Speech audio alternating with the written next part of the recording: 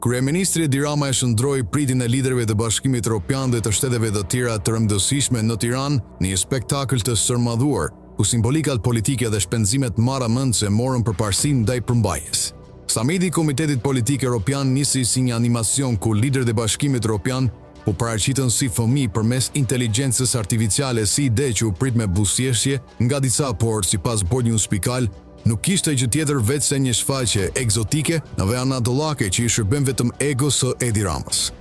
Spektakli përfshinte edhe momentin e shumë komentuar ku Edi Rama i ul në gjunjë kryeministres italiane Giorgia Meloni, ndërsa në këmbë bante atletet e zakonshme dhe pse ndodhen në një takim të nivelit të lartë diplomatik. Ndërkohë krerët evropian u ftuan të firmosnin mbi një flamur të deformuar të Bashkimit Evropian në pamje të parë një veprim simbolik, por që në të vërtetë përkon me logon e përdorur nga Partia Socialiste në zgjedhjet e 11 majit, të kontestuara gjërësisht për manipulime. Sipas Bold Spikal, ky show narcisist i kryeministrit shqiptar ka kushtuar mbi 5 milion euro, një shifër e konsiderueshme për një vend ku pensioni mesatar nuk kalon 100 euro. Në vendimin e Këshillit të Ministrave të datës 4 prill 2025, qeveria miratoi një fond shtesë prej 4.5 milion eurosh për organizimin e samitit, ndërsa Drejtoria e Shërbimeve Qeveritare shpalli 25 tendra me procedurë të përshpejtuar dhe pagar, të gjitha me negociim. Mëtej theksohet se vetëm për kontenierët u shpenzuan 2.3 milion euro, ndërsa dhuratat ceremoniale për të ftuarit evropian kushtuan mbi 30 milion lekë të vjetra.